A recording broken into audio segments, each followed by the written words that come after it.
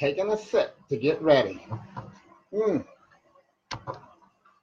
know what I'm going to tell you about this glass? I'll tell you about this cup.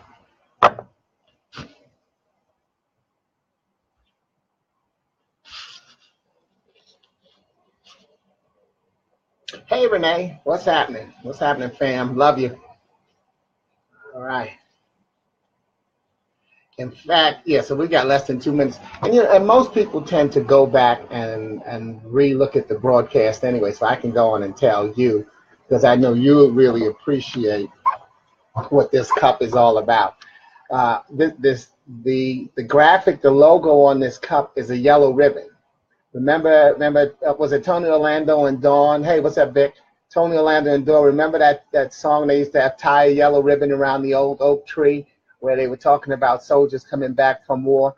Well, this is the contract that I'm on. We've got less than a minute for glue, but this is the contract that I'm on right now with the military. It's called the Yellow Ribbon Reintegration Program, and what I do is I do weekend seminars for military families and service members going through the deployment cycle. So it's always great to serve our country. That's one of the things I'm going to talk about a little bit today as well. So yeah, again, that's my logo. That's the yellow ribbon, and it's a tribute and thanks to our military service members, and while we're supporting their families when through the deployment cycle.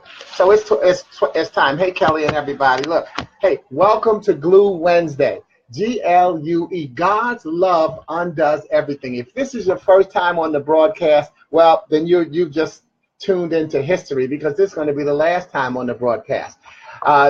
Beginning with this broadcast, this will be my last time doing Facebook Live with Glue Wednesday. As I mentioned, I'm going to be switching over to I've got a partnership now with a broadcast group network called the Wake Up Call Network, and so they'll be handling the Glue Wednesday. Now, I prepared something to write. Let me do that, because that way, we make sure we make it clear to everybody what's going on. First of all, as you know, glue, GLUE, God's love undoes everything. I always say how a lot of people call Wednesday Hump Day. And to me, hump has the connotation of needing to get over, as well as the fact that, Wednesday is not necessarily the middle of the work week for everybody, though it is the middle of the 7 days of the week to keep the week beginning, the new week, and the weekend together. Then that's why I say it's about keeping it together. It's not about getting over. If you look at your life, you recognize that, yeah, even those days or those times where you said to yourself, yeah, well, I got over. Even when you said that, wasn't it kind of a thing where you felt like you almost didn't deserve? Yeah, I got over on that. Okay, and I'm not saying that every single time was negative or nasty, but the truth is, don't we feel better when we say, I kept it together? See, I kept it together is a way of strengthening ourselves. I got over means that we give somebody else power for our outcome. So when we look at where we want to go with our lives, because I'm always going to say, look at your track record, laugh at your lack record. And if you look at how the hurdles that you've eclipsed in your life, they weren't you getting over where someone else had to grant you success. They were you keeping it together where someone had to recognize that they had to move out of your way and let you be and accept your success because of who you are. So, always try to find that positive twist. So that's why, even though today is the end of doing my personal broadcast on Facebook Live for Glue Wednesday, it's an exciting new day. END, it's an exciting new day, because I'm getting ready to form a partnership that's going to really blow this thing out of the water. You're going to get more impact from it, and so will I. And see, that becomes the cycle. A lot of people like to talk about the vicious cycle. I like to talk about the victorious cycle. And the victorious cycle is that as I grow, I get to share more. And then as I get to share more, guess what? Then you get to grow. And then when you grow, then I get to grow again, because I've got the right people in the audience. You see, we have to like compound interest, working off of one another. Bill Withers used to have that song, keep on using me until you use me up. A lot of people want to act like use is negative, but use is positive. Use people in your life. Don't abuse them, but use them and be open to being used. So one of the things that I like that I want to say, see, entrepreneurs tend to do everything themselves, which is what must happen at the beginning, and there's no finite point where it stops. You know, when we start out in our business, you're doing everything. It's like, remember in Living Color where the guy said he's the Jamaican, he got 17 jobs. Okay, well, yeah, when I start out in my business, I had to do everything, and a lot of points I still have to do everything. But there are plenty of times where it won't stop, where you have to do it all. So you have to decide and find those spots, because you've got to decide, where do I need to continue to have complete control and do this all on my own, and where can I get help so that someone else can use their expertise and do better. It's funny how sometimes, and you know, a lot of times I'll hear, you know, entrepreneurs say, oh, you know, we got to support one another. Very hard for entrepreneurs to support one another. I mean, come on, be realistic. Entrepreneurship is about giving a better deal than corporate or you know, this established businesses, retail. I'm trying not to give them too much power, but that's what an entrepreneur has the opportunity to personalize and cut your costs. And so, you know, entrepreneur to entrepreneur, we're looking for the deal, and we can't give one another a deal. So at the beginning, entrepreneurs really can't help one another. I think more people should be realistic about that. And if they're not, that's fine. I'm realistic about it. I can be but so supportive of entrepreneurs. You know, my inspiration is what I can support them, but I can't keep giving them a deal on my products or on my speaking business, because that's what allows me to stay in business. So the deal we want to do is give, and it hurts, and that's why you got to be realistic. You want to give your friends, because this is not what your friends say. Yo, come on, we go way back. You're going to do this? You're going to charge me full price? Yeah. And even though the truth is 9 times out of 10, 8 times out of 10, I'd say no, and I would charge my friends less. But in the process of doing that, it hurt my business. And then as that hurt my business, it enhanced my growth, because I saw that, you know what, I can't keep doing this. I have to charge my friends full price, or not as steep of a discount. Let me get established before you start me for discount. And likewise, I don't, you know, when my entrepreneurial friends that have a business, I don't ask them for a discount. I try to find a way to support them by paying full price. And if I can't, well, there'll just be times where I just don't support them. But I'm not going to keep asking them for a deal. So, you know, as my business and reputation keeps growing, which happens to be, by the way, through my daily prayers and faith. I pray in faith, not fear. I realize that I've found someone that I can hand this part of my gift over to. So next week, I'll begin sharing Glue Wednesday in partnership with a group called the Wake Up Call Network, a creation by entrepreneurs and ministers, Annie and Warren Sally. You can check out their Facebook link as well, and I'll make sure I post that so that you can go there. But think about end, okay? And as we end this, think about end, exciting new day. The end means what? It means it's a completion. Something is over. It's the end. It's you complete it. See, think of the positive. It's a chance to rejuvenate. That's the end of that. I can move forward. It's a chance to be refreshed. You know, at the end of a shower, you know, the end of a tough day. It's a conclusion. The end is a conclusion. You know, it means, and so when you end the speech or something, you say, okay, that means, okay, it's time for some new thoughts. You know, now that I've concluded my findings, what do you feel? So the end is actually positive, even though sometimes we tend to give it that negative connotation. I just finished doing speaking at a conference, a Toastmasters conference in Greensboro, North Carolina last weekend. And it was the last, you know, they have a semi-annual conference in spring and fall. Well, this was the last fall conference that they'll ever have worldwide. Toastmasters is a worldwide organization. And all of the Toastmaster clubs and districts will no longer have a fall conference. So this is the last one. So when they ask for the proposal, they want you to do something that at least touches on the theme. And their theme was riding into the sunset, because it, you know, was closing out the fall conferences. So when I sent my proposal in, I sent my proposal in, and instead of rising, riding into the sunset, you know, like the old westerns. So I said, instead of riding into the sunset, I call my session glowing into the sunrise. So you just take that, because not that it was negative riding into the sunset, because that isn't that one of the ends that we're used to. It concludes the great westerns where the hero goes riding off into the sunset. Well, I'm saying that as the hero rides off into the sunset, think about it, you get to glow into the sunrise, because at the end of that sunset is an exciting new day. It's an end. And so I actually took my creativity, because I have a session that I created years ago when I started in my profession, called the 7 C's, the letter C, 7 C's of control in public speaking. So 7 principles that you want to use to be an effective speaker. And so creativity is one of those C's. So giving a creative title was one of the ways that I was able to turn that around. I see I got some of my Toastmasters friends on here. And so you know how important it is to have a creative title as a way to set up your presentation. So you got that same type of creativity if you just relax and allow yourself to be creative. I'm always looking for the creative way to stay positive. And you have to remember that you have to look, commit, and believe in positivity, because there's a lot of negative impulses that come to our lives. We get 5 to 1, impulses of negativity to a positivity in our day. So you have to look for the positive. You have to commit to being positive, and you have to believe in it. And I don't think you can do it 365 days, 7 days a week, 24 hours a day. I can't, but I'm positive more than I'm negative.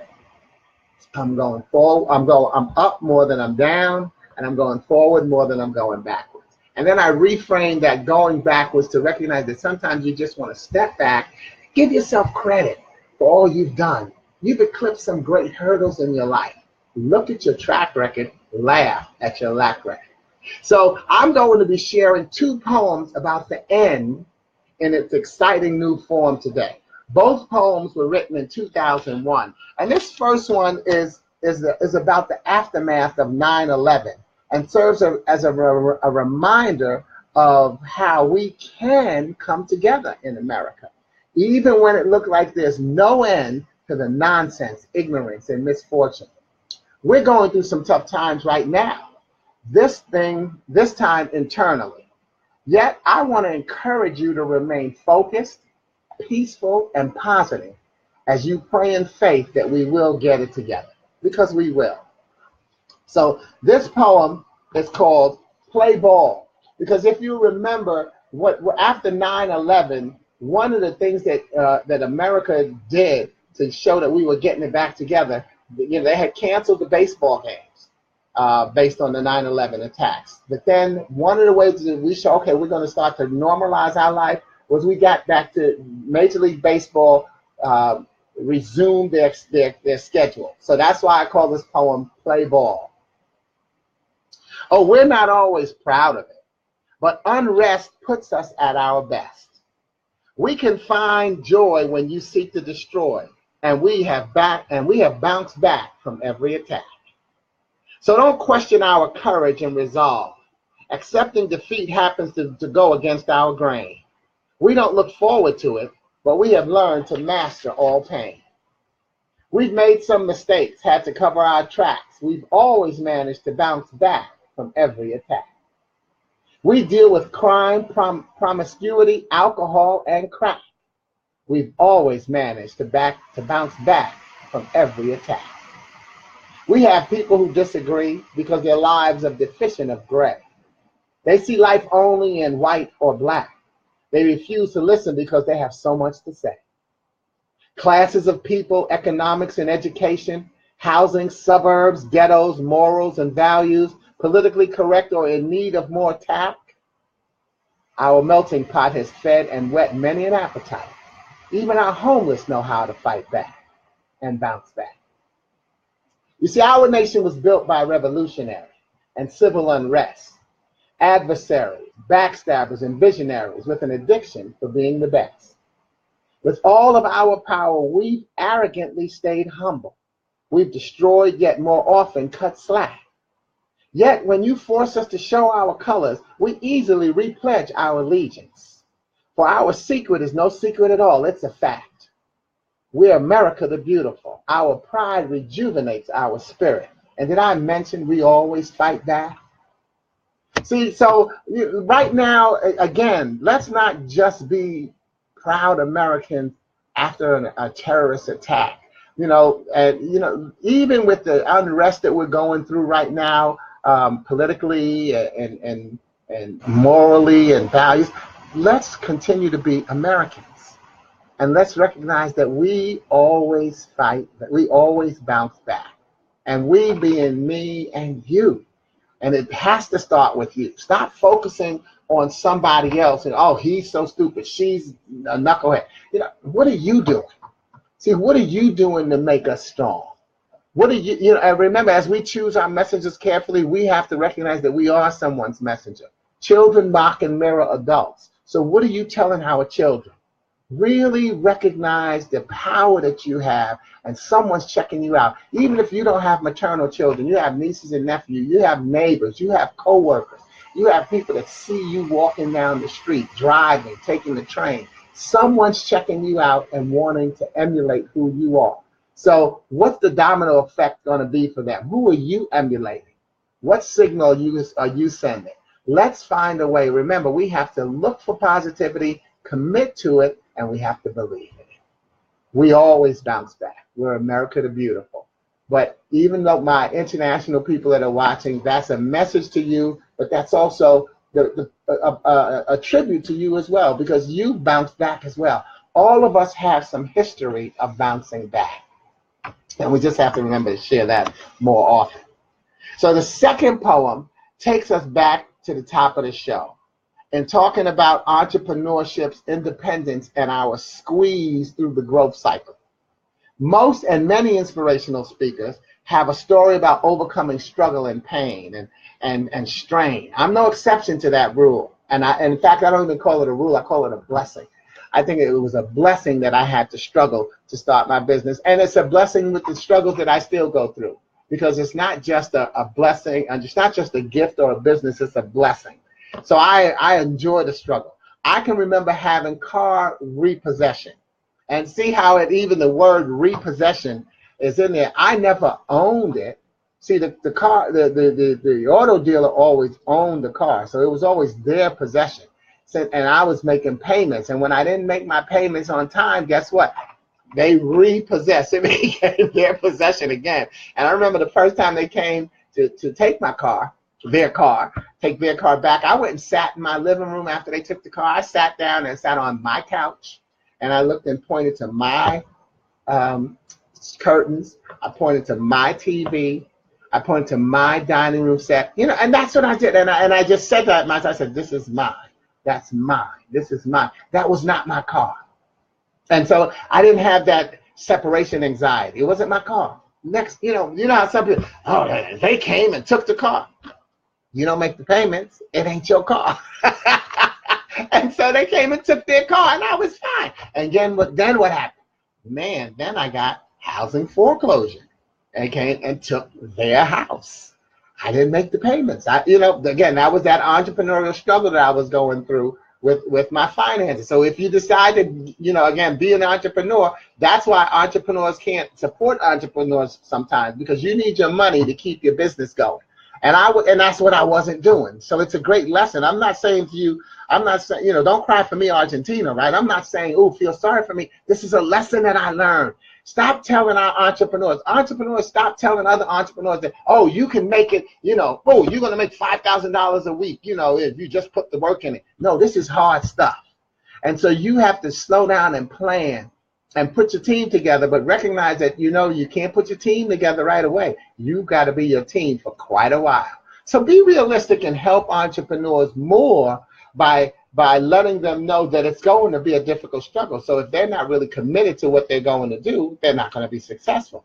How you can support us is financially. And it's just inspirational is fine and needed, because we need to know that we can pick up, and we've got that moral support. But it's the finances. It's when you can buy one of our products instead of someone else's. So, let's just be real about that, and when you can't, it's okay.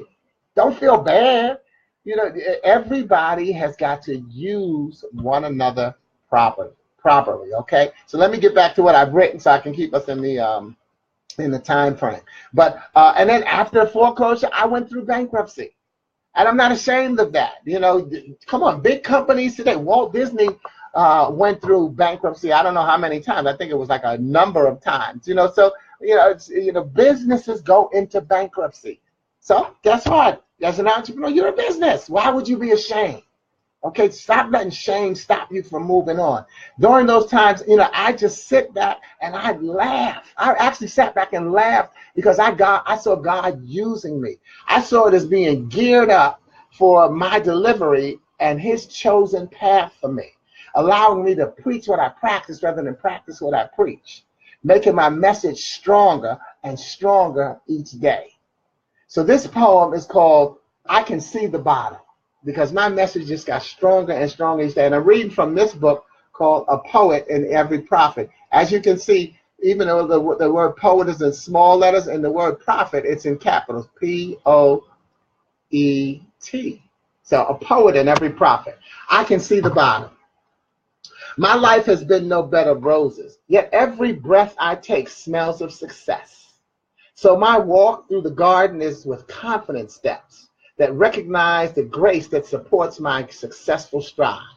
You see, I can see the bottom, but it can't touch me.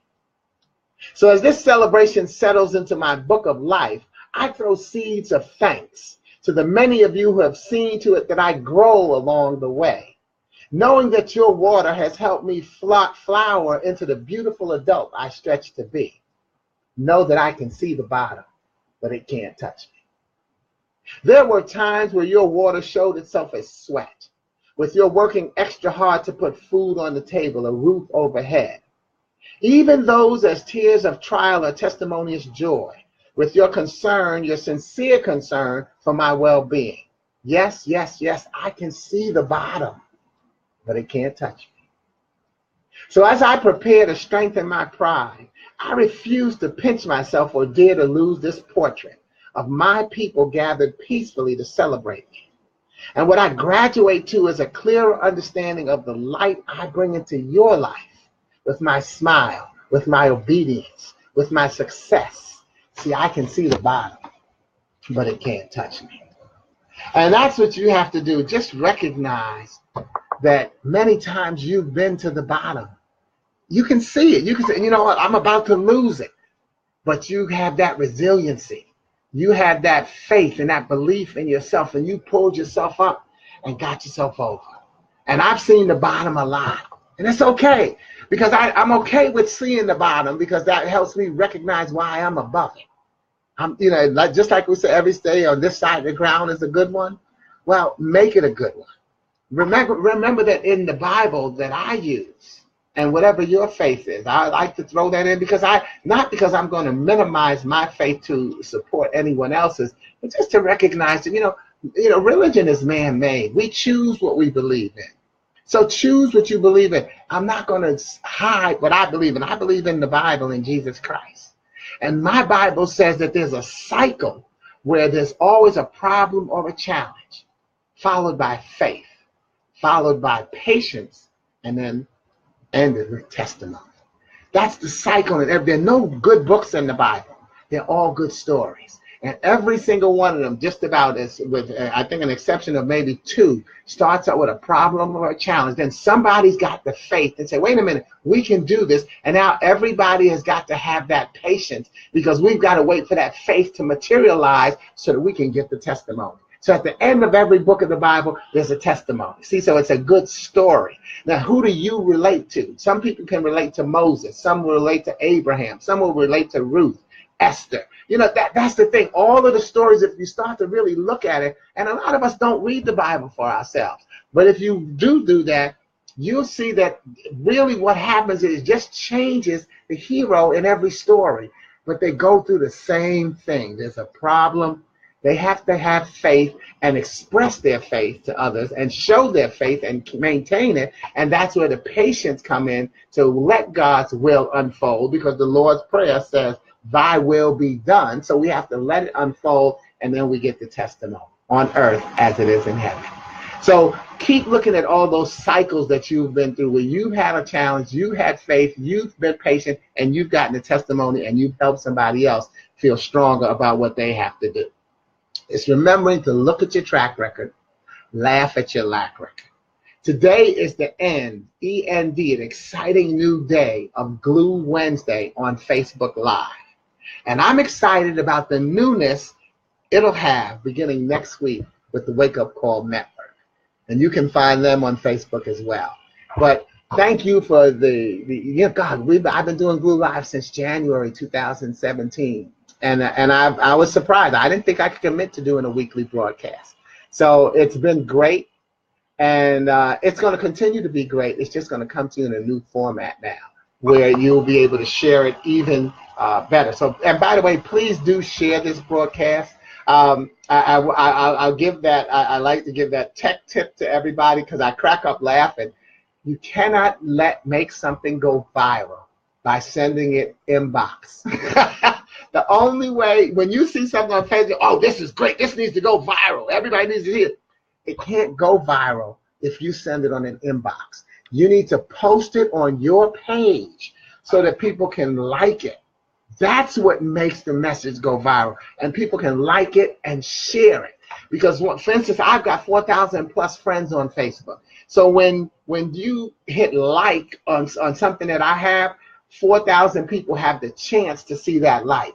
And then meanwhile, anything that I post, 4,000 people have the chance to share that. And then however many people they have in their friends, now let's say they have another 4,000, well, boom, right there, that's 8,000, really, or 4 times 4, that's 16,000. So you see, that's what's going to make your message and your causes you want to support go viral. So stop sending the inbox messages, y'all. It's more important for you to post it on your page. Once you post it on your page, then you can tag people. Because even if you send something in the inbox, you usually send it to what, 10 people, 20 people?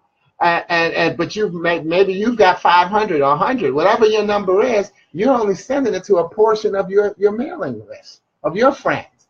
You wanna get a cause, and then I see the people who post, hurry up and post this before they take it down.